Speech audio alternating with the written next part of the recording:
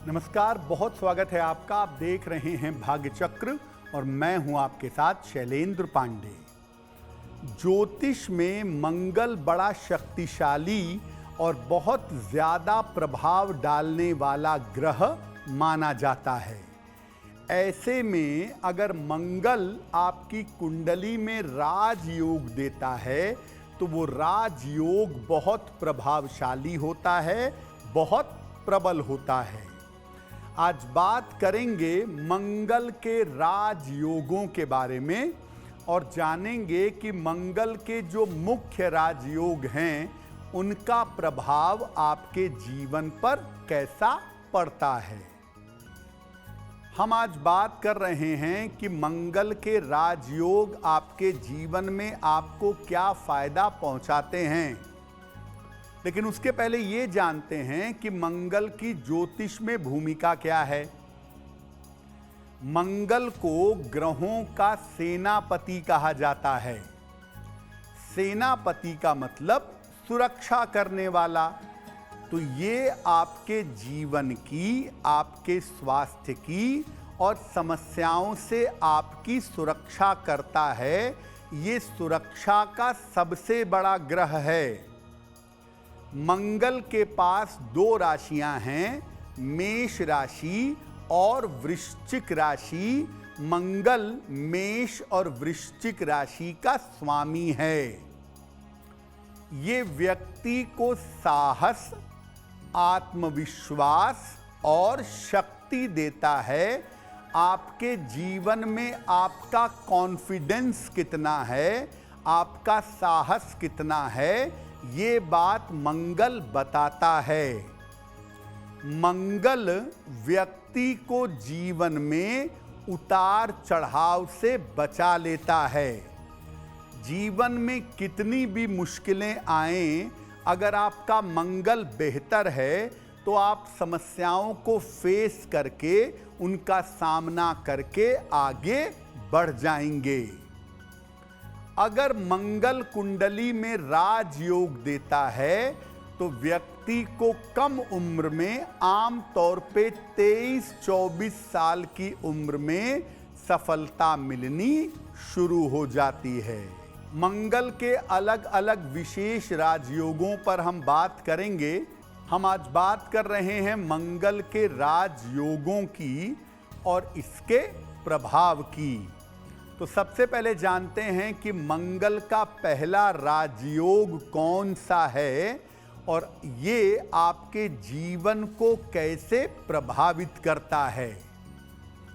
मंगल का पहला राजयोग है, उसे कहते हैं रूचक। रूचक योग जो है ये मंगल का पंच महापुरुष योग है। अगर कुंडली में मंगल मेष राशि में, वृश्चिक राशि में या मकर राशि में हो, 1 नंबर में हो, 8 नंबर में हो, 10 नंबर में हो तो रूचक योग बनता है। लेकिन इसके लिए मंगल को लग्न से केंद्र में होना चाहिए। ये योग व्यक्ति को अत्यंत पराक्रमी बना देता है, अत्यंत शक्तिशाली बना देता है। अगर कुंडली में रूचक योग है तो इस योग से व्यक्ति सेना में, पुलिस में या शक्ति प्रदर्शन के क्षेत्र में जाता है। सेना, पुलिस या ताकत वाले क्षेत्रों में उच्चतम पदों पर पहुंचता है। ऐसे पद पर पहुंचता है जहां से उसके पास बहुत ताकत होती है।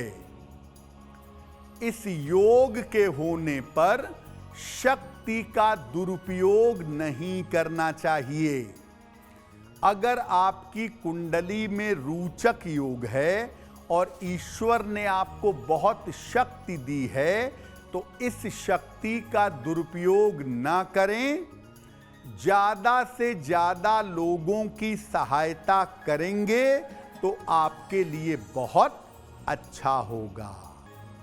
अब ये जानते हैं कि मंगल का दूसरा राजयोग कौन सा है और मंगल के दूसरे राजयोग का प्रभाव क्या है। देखिए, मंगल का दूसरा राजयोग है लक्ष्मी योग।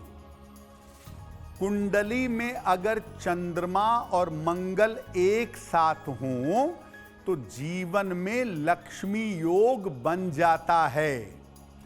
वैसे तो लक्ष्मी योग कुंडली में कहीं भी होगा आपको लाभ पहुंचाएगा, लेकिन ये योग केंद्र या त्रिकोण में ज्यादा फलदायी होगा। अगर आपकी कुंडली में लक्ष्मी योग है तो आपके जीवन में धन का अभाव नहीं होगा, धन की स्थिति खराब नहीं होगी। जिनकी कुंडलियों में लक्ष्मी योग होता है, ऐसे लोग साधारण जगह पर जन्म लेकर भी अत्यंत धनवान हो जाते हैं और इस योग वाले लोग अक्सर जीवन में उच्च पदों पर देखे जाते हैं। लक्ष्मी योग जिनकी कुंडली में है, उनके पास कुछ हो या ना हो, लेकिन उनके पास धन जरूर होगा। इस योग के होने पर अपनी वाणी और अपने स्वभाव पर नियंत्रण रखना चाहिए और अपने धन के द्वारा और अपनी शक्ति के द्वारा दूसरों की सहायता करनी चाहिए। लक्ष्मी योग अगर आपकी कुंडली में है और आप दूसरों की सहायता करना शुरू करें तो आपको लाभ अवश्य होगा। मंगल के तीसरे राजयोग पर भी चर्चा करेंगे, लेकिन आपको बता दें कि कार्यक्रम के अंत में हम बताएंगे आपके जन्म की तारीख के अनुसार आज का दिन कैसा जाने की संभावना बनती है और आपके मन की जिज्ञासा का समाधान करेंगे ऐसा क्यों में। अब जानते हैं कि मंगल का तीसरा राजयोग कौन सा है और मंगल के तीसरे राजयोग का जीवन पर कैसा प्रभाव पड़ता है। मंगल का तीसरा राजयोग है दशमस्थ मंगल, दशम भाव में बैठा हुआ मंगल। देखिए, कुंडली का जो 10वां भाव है वो अग्नि का प्रमुख भाव है और मंगल जब वहां बैठता है तो विशेष शक्तिशाली हो जाता है, दिग्बली हो जाता है। अगर कुंडली के 10वें भाव में मंगल हो तो व्यक्ति अपने परिवार का और अपने कुल का, अपने वंश का नाम रोशन करता है। ऐसा मंगल अगर आपकी कुंडली में है तो ये आपसे बहुत परिश्रम करवाएगा, बहुत मेहनत करवाएगा, लेकिन आपको करियर में सफलता जरूर देगा। अगर कुंडली के 10वें भाव में मंगल हो तो व्यक्ति तकनीक में, सेना में, लैंडेड प्रॉपर्टी के क्षेत्र में सफलता पाता है। इस योग के होने पर व्यक्ति को अपने परिवार को साथ में लेकर चलना चाहिए और नियमित रूप से सूर्य भगवान को जल चढ़ाना चाहिए, सूर्य देव की उपासना करनी चाहिए। अब वक्त हो गया है ऐसा क्यों जानने का। ऐसा क्यों में हम आपके मन की तमाम जिज्ञासाओं का सरल समाधान करने का प्रयास करते हैं।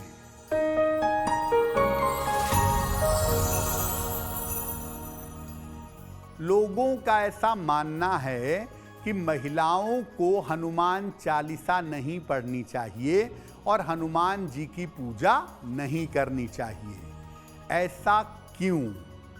देखिए, लोग ऐसा मानते हैं कि हनुमान जी बाल ब्रह्मचारी हैं, इसलिए महिलाओं को उनके संपर्क में नहीं आना चाहिए।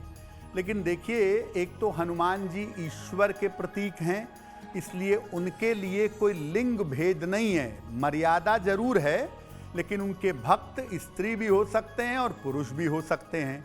तो कोई भी महिला हनुमान जी की पूजा कर सकती है, हनुमान चालीसा पढ़ सकती है, हनुमान जी की उपासना कर सकती है। हाँ, महिलाएं सिंदूर हनुमान जी को नहीं चढ़ा सकती।